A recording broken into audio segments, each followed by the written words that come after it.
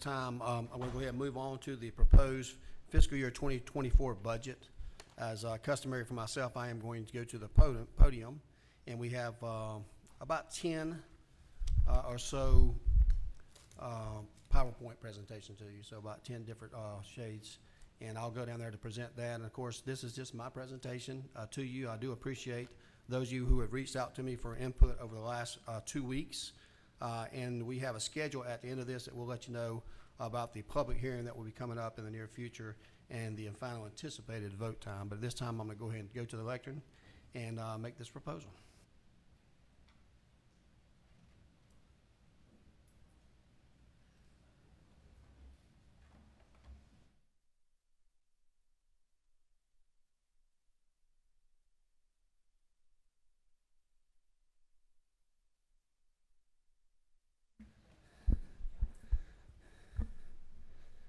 Well, good afternoon or good evening, everyone. It is an opportunity to be here before you today, and certainly it's my pleasure, since you only left me about 15 minutes today, to talk about $200 million, and we spent about 40 minutes talking about $1 million. I feel privileged that we are going to have some very good news to our citizens and our taxpayers in Macon-Bibb County.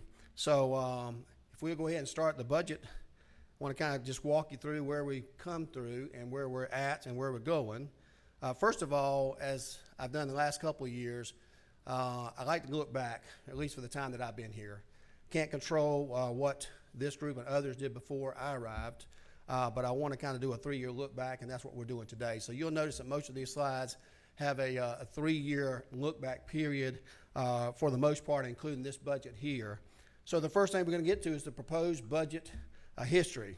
You look at the general fund, you'll see that for the last 3 years, and you'll see what the estimated fiscal year 2024 rate is. More importantly, and I think for those that are sitting at home and the taxpayers that will, in about 2 weeks, get their bills in, they're going to see some relief in our community. Thanks to this commission, and thanks for the work for our local delegation in Atlanta, and also thanks for the 80% of our citizens who showed up to vote for the OLAST. As you can tell, just a few years ago, we had a millage rate of 20.331. We reduced the millage rate at second year of 19 to 19.901. Last year to 17.901, a 2 mil decrease. And this year, we have at least a 5 mil reduction to get us to a 12.901 millage rate, which will be the lowest in our history, but we're not done yet. We still have some more work to do when we get that in this year, and of course next year we expect a lower millage rate again for a 4th year in a row. So we promised that we were going to find a way for government to be more efficiently and provide the service areas that people need and said is most important with us. And I think this is one thing I want to highlight about this budget is what you're going to see is a gradual increase in the amount that we spend in priority areas for our community. But at the same time, which is somewhat strange for people to realize, is you're going to see a decrease in the millage rate. So we're providing more services, more funds to certain priorities that we have in our budget, but at the same time, we're going to have a decrease in the millage rate. So we talk about public safety on the next slide. We all know, we hear it every day, the media reminds it, good, bad, or indifferent, about public safety and the challenges we have throughout this world. You'll see a 3-year increase here. Public safety as a whole, just since 2021, we've increased the budget by $11,802,675.47. Keep in mind, while doing all this, we decreased the millage rate some 36%. Going to be more next year, but at least by the end of this year. You can do a quick math on that if you want to and take the 20.33 to divide, but I don't have to tell you how to do that with calculators. But more importantly, we're putting our money where our mouth is on public safety. So when someone says we're not funding public safety, you show them this slide. Show them that we're spending almost $12 million more just in the last 3 years on public safety. Public safety includes our fire, sheriff, and our EMA. Public safety was a top priority. We've been hearing this all along. This also includes a $1.8 million for 442 people that in the Senate package, so we can reward those men and women that have been here for a while and have stayed here consistent with Macon-Bibb County, so we don't have as much turnover here. So that was a part of the incentive program that we use to fund, and you'll start seeing that each and every year increase, because as we have people here, they reach a higher plateau.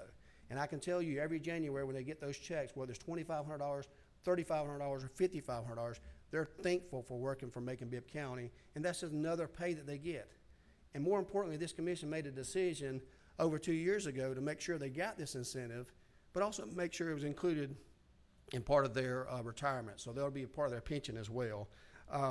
We've also going to continue to improve our fire department. As many of you went out to the public safety training center that we have, you saw the wonderful job that Warren Selby and his group did, and we have phase 2 coming up that you approved just recently. We're continuing to hire more deputies due to the decrease of shortage, both part-time and full-time.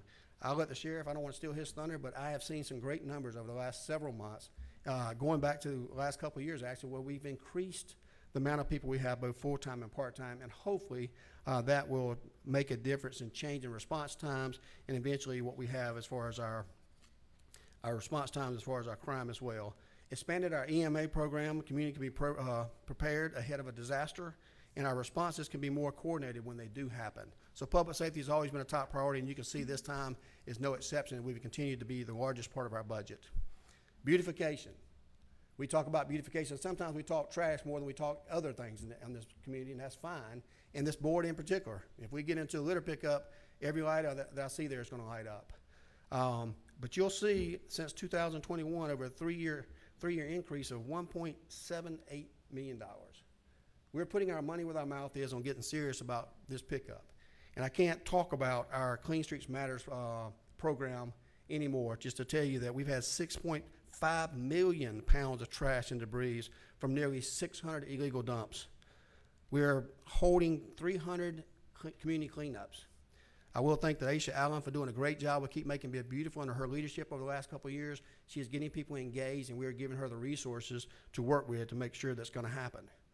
Macon Water Authority continues to join in our effort to sweep the streets, clearing nearly 8 million pounds of dirt for nearly 800 miles of streets. Yes, we don't want to be in the business of cleaning up behind grown folk, but unfortunately in today's world we have to do that. And as I may get discouraged just like you do when I see a street get cleaned and the next day or two or a week it's dirty again, we have to continue to send that message that this is something that we won't settle for.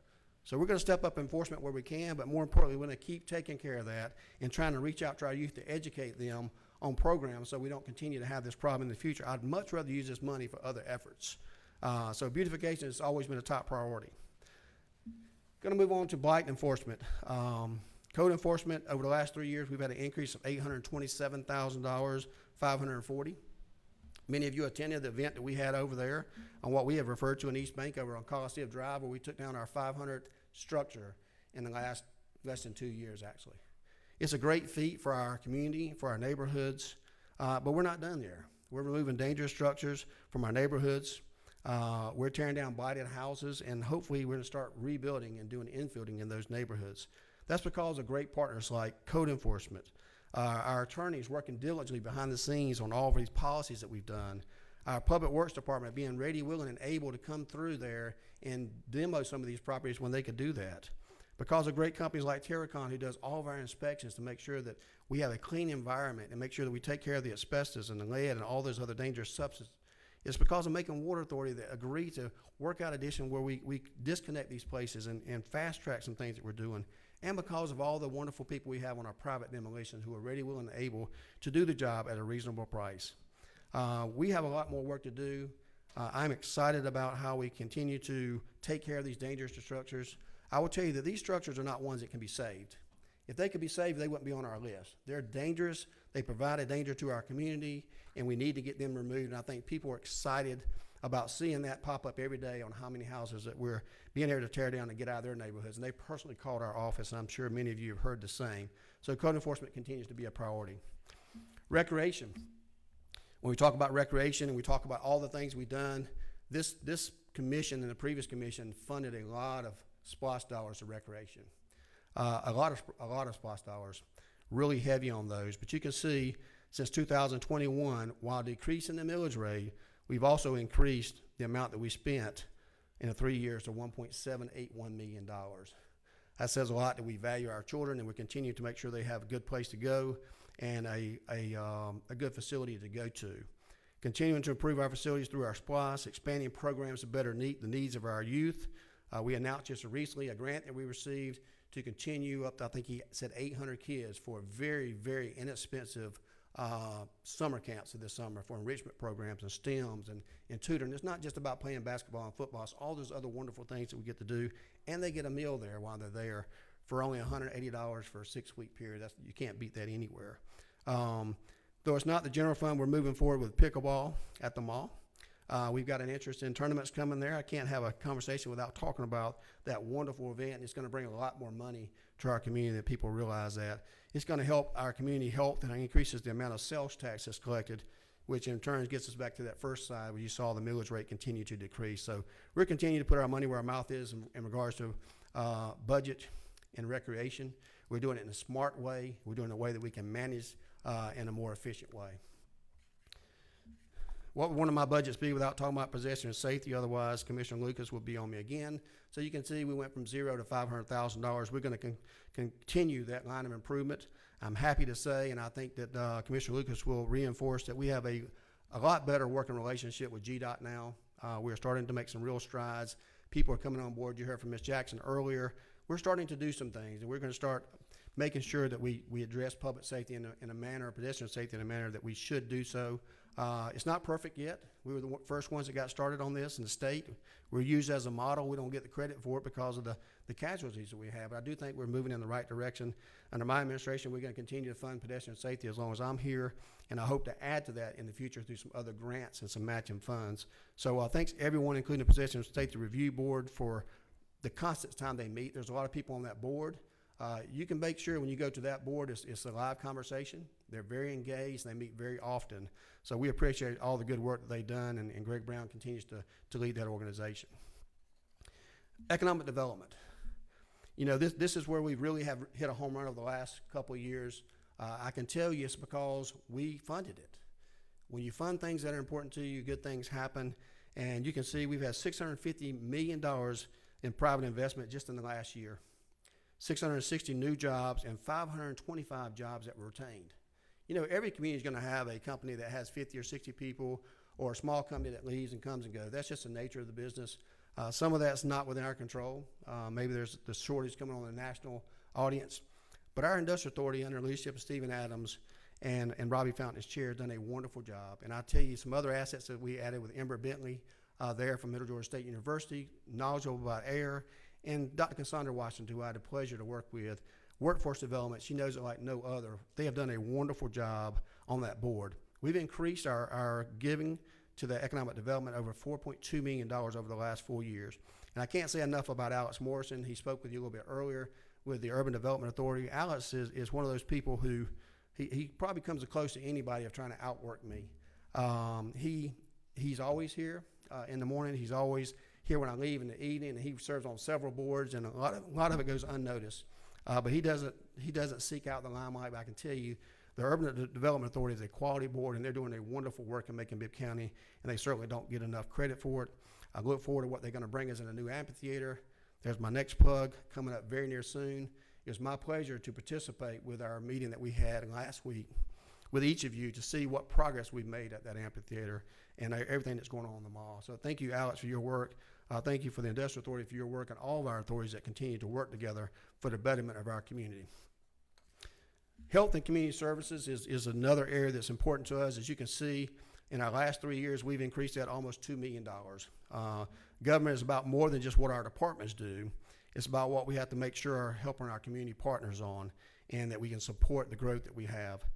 Many of you may say, what is health and community services? Those are things that you may look like the Macon Transit Authority that we recently discussed here about the fare increase and how we work things out.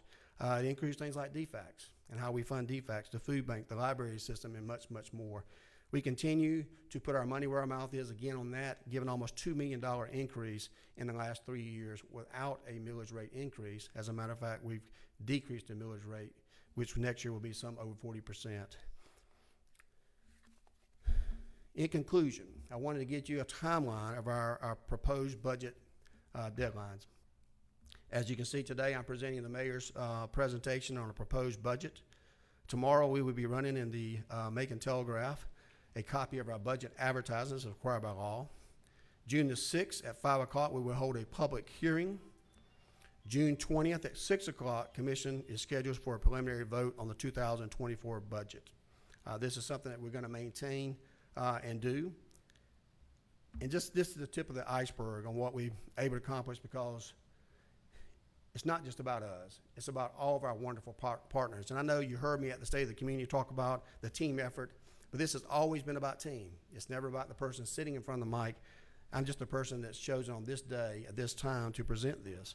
We have great partners. We have continued to be led by Visit Macon with our festivals and bringing more and more people to our community. Gary Wheat does a wonderful job with he and his staff, and I can tell you they really stepped up their game. And why is that important to Bibb County? We're talking here now, people say, why aren't you talking about public safety? Well, guess what? We're talking about Visit Macon today because Visit Macon brings a lot of money into our community. If they continue to host these events and look for creative ways, now that we have the OLAS, it's going to create more money for everybody in our community, where everybody gets a piece of the pie. And of course, your property owners and your business owners, they're going to get that information, they're going to get that money, they're going to get that break that they need on property, and they'll be able to reinvest that in our community, and hopefully they're going to buy locally. We have more visitors in the Old Mugging National Mountains this year, and we expect that expansion and redesignation to come soon. If any of our legislators are watching this right now, please do what you can to support that and make sure that happens this year. Macon Water Authority is investing in infrastructure. I hope you notice some change, even though we're still a challenge when we have floods. I have a lot less calls than we normally have, so I know some work is getting done. Making Mental Health Matters is helping get people to a better place. I could be no prouder than, more proud about a program that I am for Making Mental Health Matters. I truly believe that they're making a difference in people's lives. Some of you may not see right away, but some of it we see, some of it we hear about, and I can tell you people are talking about it all across the state. So I thank Ms. Cisse and Ms. Cook for all their wonderful work they continue to do. Even when they're not getting paid, they're helping. If we have an issue coming up on some important measures with the sheriff, or we have a suicide, or we have a victim, we're able to contact them, and they do the work without any questions being asked. So we continue to want to thank them. Historic Macon and Habitat for Humanity are helping strengthen the neighborhoods with removing blight. We can't do all the work that we do without these type of partners. And I can't say enough about the Knight Foundation, the Peyton Anderson Foundation, and the Community Foundation of Central Georgia for continuing to support so many of our community organizations. We are very, very fortunate in Macon-Bibb County to have 3 quality foundations right here at our disposal who are always ready, willing, and able to do what we need to do to help our community. They're always there at the table. They're always doing their job. They're always in their place, and I can't thank them enough for all that they do. I talked about Urban Development Authority taking the lead on so many of our county-changing projects. We recently have a lot of people come through our community to see what we're doing in Macon-Bibb County and see why we're so special. And while we do have some naysayers, those national articles don't lie. People are coming to Macon-Bibb County in droves, and I can't say that enough, but almost $1 million increase in our hotel motel tax from the previous year during a post-pandemic area. While other communities across the state, including the whole state of Georgia, has seen a decrease in travel to the state of Georgia and sales tax numbers are down, Macon-Bibb County continues to lead the way, which means we are continuing to see tourism come into our community. And that can only get better with a new national park. Newtown Macon continues to strengthen our downtown and support small businesses becoming successful, and we're going to continue to grow our downtown area, but as many of you know, that our focus is not just on downtown, but all across Macon-Bibb County, and that's why we're doing great things across the community, including the East Bank project, the project at the Macon Mall in the center of our community, the project we have over on Cliffview, which is going to revitalize Houston Avenue, and all the wonderful housing that we have going on in our community. Finally, the Industrial Authority and the Chamber of Commerce are bringing new businesses to support us, and we're supporting that. I look forward to some great things that we have to continue to grow our business, to continue to have our students get those jobs. When I was at the school system, we always wanted, each and every day when we went to our meetings, especially at the College and Career Academy, we said we want our students to get those jobs. And what are those jobs? Those are high-paying jobs that our kids are educated for. We have some of the most talented and gifted students in the whole United States right here in Macon-Bibb County, and we don't appreciate them enough. They take a bad rap.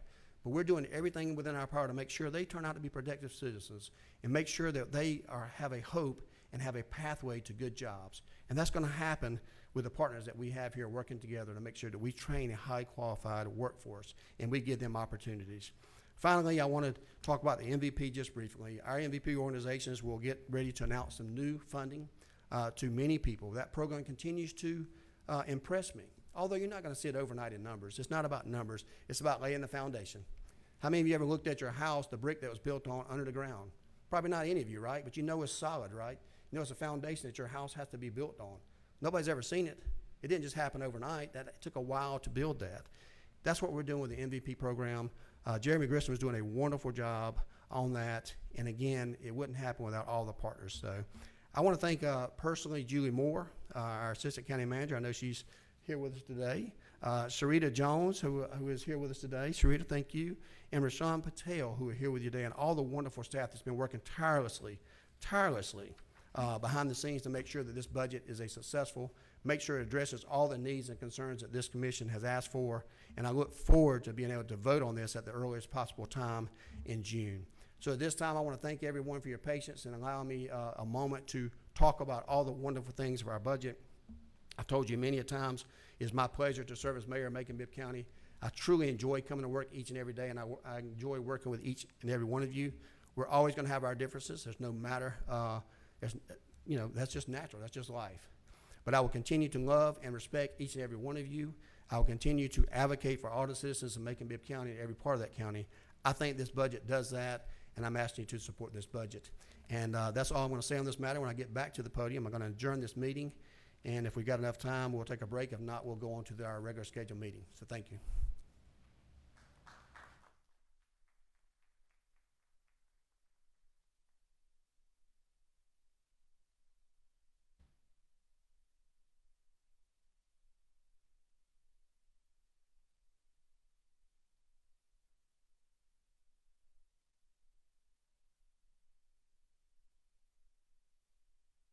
This time we did go over a couple of minutes, so we're going to go ahead and move into our regular meeting. I do expect it to be short tonight, but if it doesn't, we'll just stay here till it's over. But this time I'm going to adjourn our committee of the whole meeting, and I'm going to move right into